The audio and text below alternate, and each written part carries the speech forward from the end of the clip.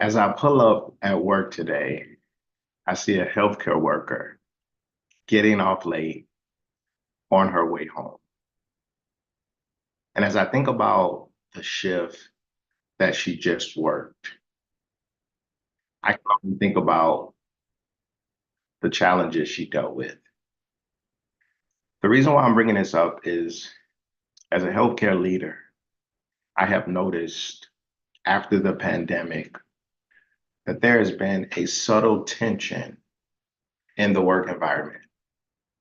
And this tension is between a healthcare's desire to provide uh, phenomenal care, to provide care that heals the patient, and also between the patient and the bed, where they're at their most vulnerable state and they want to receive care that will help them get better. See, this tension between the healthcare worker and the patient is a tension that needs to be addressed. And I think how it can be addressed is by one, understanding the healthcare worker's responsibility, supporting them in the best way possible by creating an environment where they're cared for. And this environment is created where they're cared for, what that means is we understand their voice, we understand the challenges, and we're there to coach them in the best way to manage the prioritization of what's happening in that day. And when you support the healthcare worker, by the time they get to the patient, they will have the right mindset, they will have the right spirit, and they will also operate within the right emotion in order to meet the need of the patient. Because as that patient sits there in the bed vulnerable, they also need support mentally, emotionally, spiritually, and most importantly, physically.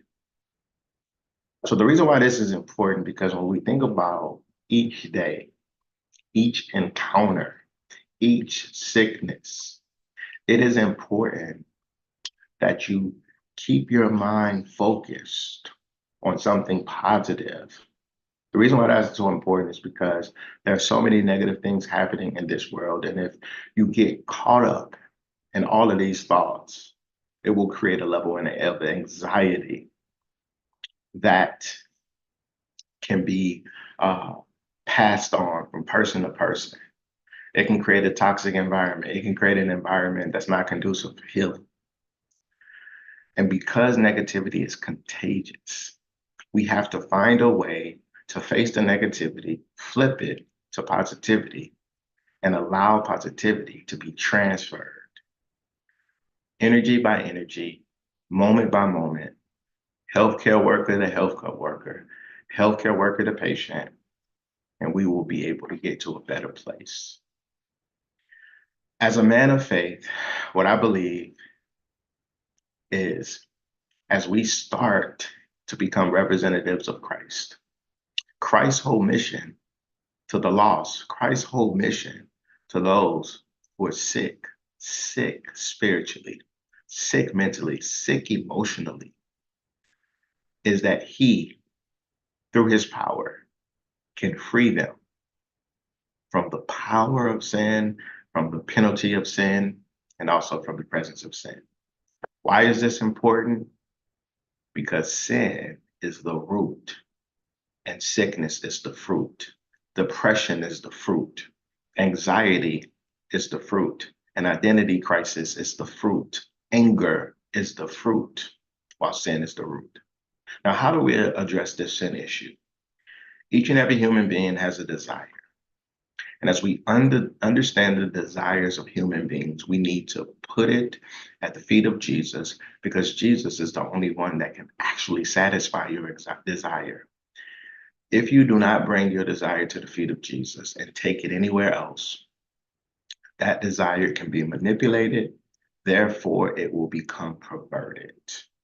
Manipulation of a desire is when somebody takes you and they tell you something that is not actually true, but it's actually represented as good. That is the very definition of a temptation.